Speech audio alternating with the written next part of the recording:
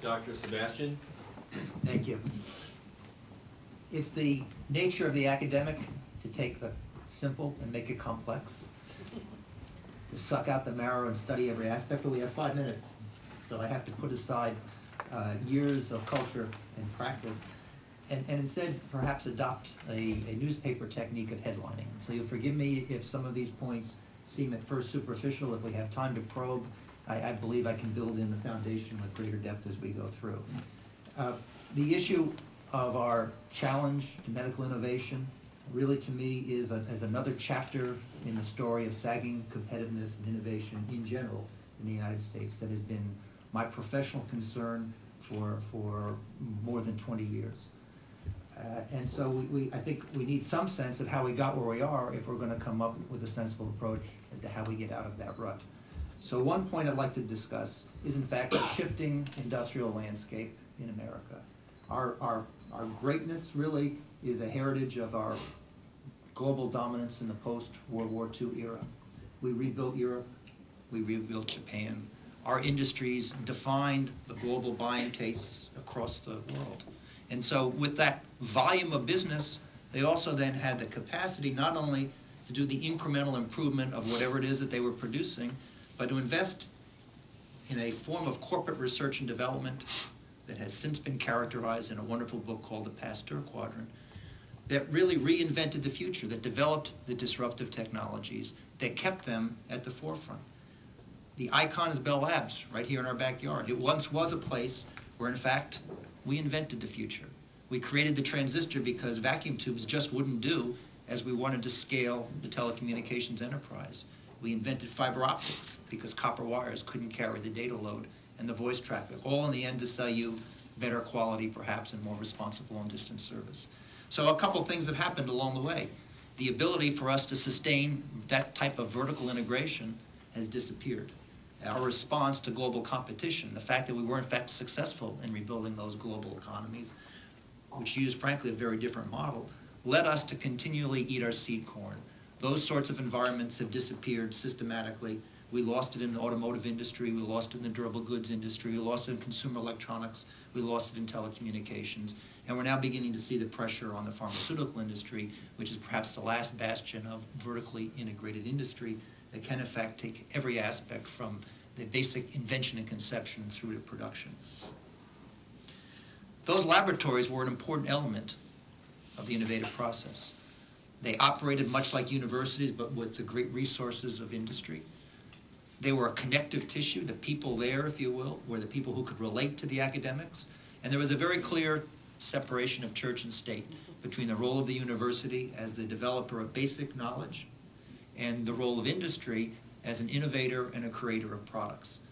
The good news is that both of those in good times prospered, and we created a great American research university model which is predicated on the development of basic knowledge irrespective of its use, and as a great training ground that put people in place to take those talents and skills into both industrial and academic research environments. But as it crumbled, we lost that human connectedness, and we lost the ability to do sector-oriented next generation invention, and instead industry had to shrink back to incremental improvement of that which it had, and universities continued to focus solely on basic scientific research without the connection to understanding market needs and production processes. So in the process of doing that, we've lost our ability to create the things that we imagine, and as we lose our ability to create practical things, we ultimately lose our ability to be innovators as opposed to discoverers. And so you see it in the industrial sector, and we see it in the university sector. We hope that universities step forward and become the source of our next generation of companies. We have to be careful that we don't expect a racehorse to give milk.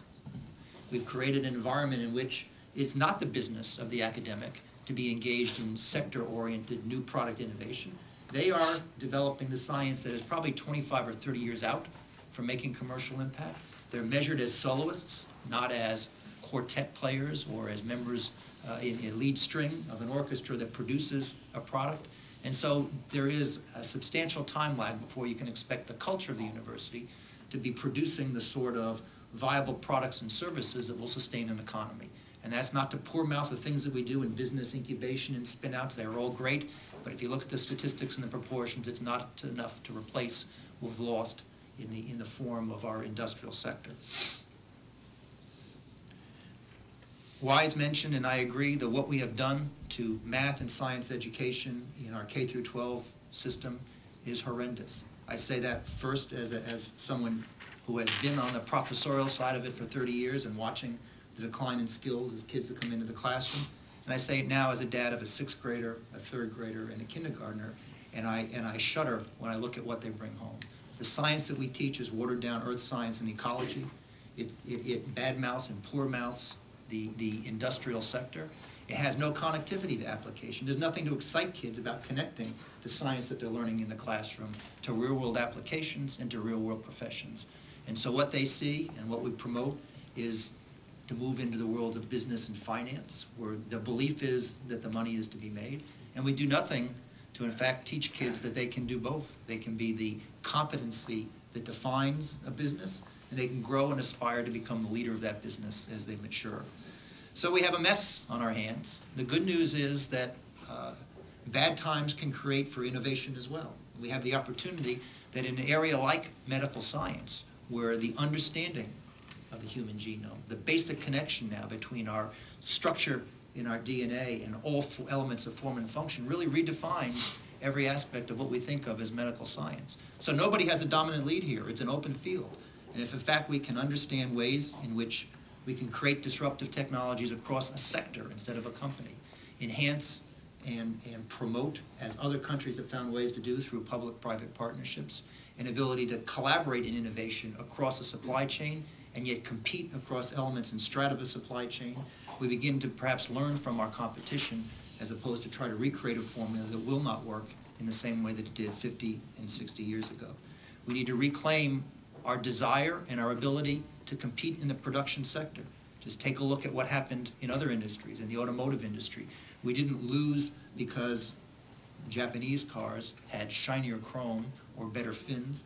We lost because they beat the pants of us in quality production, and they produced what consumers want while we tried to tell them what they want. And we certainly need to light a fire under the next generation by creating excitement in the classroom, and not just in the high school AP classes where we're preaching to the converted, but in the 1st through 5th grade world, where the lifelong decisions about commitment to science and math are formed, and where science is now an every other day at best subject, not an everyday subject, and where they're learning process over outcome, where they're learning elements that really don't connect to the way science can become alive in the outside world.